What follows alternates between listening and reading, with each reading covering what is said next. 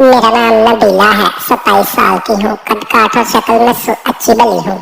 लिखना मेरा शौक नहीं, पर दूसरों की कहानियां पढ़ पढ़ के ख्याल आया कि क्यों न अपनी कहानी भी आप लोगों से शेयर करूं। हुआ कुछ यूं था कि मैं उस वक्त तकरीबन 16 साल की थी जब हमारे मैट्रिक के इम्तिहान होने वाले थे। मैं कोई बहुत कमजोर स्टूडेंट तो ना थी, पर कोई बहुत ज़हीन भी नहीं थी, जिस वजह से इम्तिहानात की तैयारी के लिए मुझसे किसी न किसी रहनुमाई की जरूरत होती थी। मेरी खाला का बेटा शहजाद बीए कर चुका था। वो हमारे घर से ज्यादा दूर भी नहीं रहता था। मैंने अम्मी जान से कहा कि वो शहजाद भाई से बात करे कि वो फारग वक्त में मुझे पढ़ा दिया करे। इस तरह मुझे ट्यूशन के लिए ज्यादा दूर नहीं जाना पड़ेगा, आने जाने की परेशानी भी नहीं होगी और वक्त भी जाया नहीं होगा। अम्मी उसी दिन शहजाद भाई से बात करके आई और उन्होंने मुझे बताया कि उन्होंने शहजाद से बात कर ली है और वो हर शाम 7 बजे से 9 बजे तक आया करेगा और मुझे पढ़ाया करेगा। उस दिन मैंने जल्दी जल्दी तमाम काम निपटाए और अपनी किताबें लेकर ड्राइंग रूम में पढ़ने बैठ गई।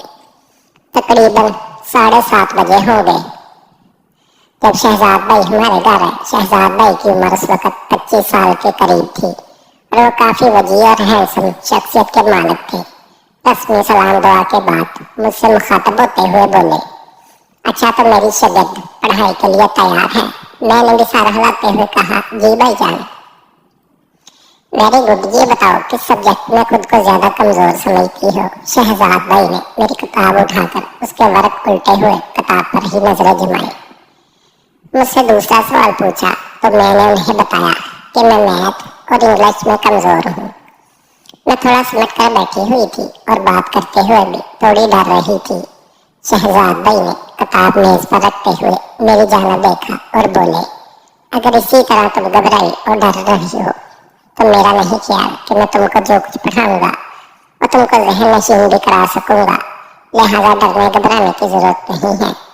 हम बड़े दोस्ताना माहौल में स्टडी करेंगे और जो कुछ भी पढ़ेंगे उसे याद भी रखेंगे। जी बेहतर। मैं खुद को थोड़ा बेहतर ज़ाहिर करने की कोशिश करते हुए बोली। उस दिन पढ़ाई तो कोई खास न हुई, अलबत्ता शहजाद भाई ने अपनी बातों और चुटकुलों की मदद से मेरी घबराहट दूर कर दी। मैं काफी ठीक महसूस कर रही थी। यही वजह थी कि मैं शहजाद भाई के चुटकुलियों का जवाब भी चुटकुलियों की सूरत में ही दे रही थी। मेरा चंचलपन बेदार हो चुका था। शहजाद भाई ने थोड़ी सी मैथ की मशक कराई और इंग्लिश कल से शुरू करने का कहा कि घर के लिए जाने लगे। मैंने उन्हें रोक लिया कि चाय तो पीते जाए। शहजाद भाई भी चाय के लिए बैठ गए। चाय और थोड़ी गपशप के बाद शहजाद भाई कल शाम 7 बजे आने का कहकर घर से चले गए। तकरीबन 2 हफ्तों तक मामलात ऐसे ही चलते रहे। वो वक्त के खासे पाबंद थे, वक्त पर आते और अपना काम वक्त पर खत्म करके चले जाते। उनकी शख्सियत जाज़िब नजर तो थी, उनके पढ़ाने का और समझाने का अंदाज भी खूब था। मैं यही वजह थी कि शहजाद भाई की गरीदा हो चुकी थी और उनसे काफी बेतकल्लुफी भी हो चुकी थी। उस दिन शहजाद भाई मुझे मैथ की मशक करा रहे थे। जब अम्मी चाय लेकर आई, उन्होंने चाय मेज पर रखी और बोली कि चाय ठंडी होने से पहले पी लेना। ये कहकर वो किचन में चली गई। मशक खत्म हुई तो मैंने चाय की प्याली उठाकर शहजाद भाई को देना चाही तो पता नहीं क्या हुआ कि मेरा हाथ कांप गया और सारी की सारी चाय भाई शहजाद के ऊपर गिर गई, जिससे उनकी शर्ट भीग गई। मेरे तो आसान ही खता हो गए। दौड़ती हुई गई और तौलिया उठा के लाई। मैं बार बार शहजाद भाई को सॉरी बोल रही थी और साथ ही साथ उनकी शर्ट को तौलिए से साफ करने की कोशिश कर रही थी। आप जले तो नहीं भाईजान? मैंने मुसलसल तौलिया रगड़ते हुए पूछा। चाय से तो नहीं जला, लेकिन अब बैठ जाओ, कोई बड़ी बात नहीं है। और इसी तरह तौलिया उनकी शर्ट को साफ करने में लगी रही। शहजाद भाई ने मुझे रोक दिया और बोले, बस करो बबली, घर में मुझे सब इसी नाम से बुलाते थे। Everything is fine. तुम खामखा परेशान हो रही हो। लेकिन मैं खुद में बहुत ज्यादा शर्मिंदा थी, इसलिए जब मैंने उन्हें इस शफकत से पेश आते देखा तो मेरी आंखों से आंसू निकल आए। उन्होंने जब मुझे यूं रोते देखा तो बोले, रोती क्यों हो? तुमने जानबूझकर थोड़ी किया है, चाय थोड़ी गई है, ये तो हादसा ऐसे हुआ है। उनकी दार्स बंद होने पर मुझे हौसला हुआ और मैंने आंसू पोंछते हुए कहा, जानती हो कि हादसा हुआ है, लेकिन हादसा भी तो किसी न किसी गलती का ही नतीजा होते हैं और इस हादसे की गलती की मैं ही जिम्मेदार हूँ। शहजाद भाई भी शायद माहौल को खुशगवार बनाना चाहते थे, इसलिए बोले, बबली मैं तुम्हें इजाजत देता हूँ कि तुम ऐसे हादसा रोज किया करो। वो हंस रहे थे और उनकी ये मानवी हंसी मेरी समझ से बाहर थी। मैं भी इन्हें हंसता देखकर मुस्कुरा दी। चलो वापस वहीं से शुरू करते हैं जहाँ पर हादसा हुआ था। मैंने वापस अपनी कुर्सी पर बैठकर किताब खोलना चाही तो शहजाद भाई ने कहा, आज काम खत्म, कल देखेंगे, मैं चलता हूँ क्योंकि इस हालत में मैं तुम्हें कुछ नहीं पढ़ाऊंगा। शहजाद भाई अपनी किस हालत के बारे में कह रहे थे मुझे कुछ पता न चला। मैं तो यही समझी कि वो अपने कपड़ों की वजह से कह रहे हैं। शहजाद भाई के अंदर क्या तैयार रोमाना हो चुका था, मैं बिल्कुल अनजान थी। यह वाकया बार बार मेरे दिमाग में घूम रहा था।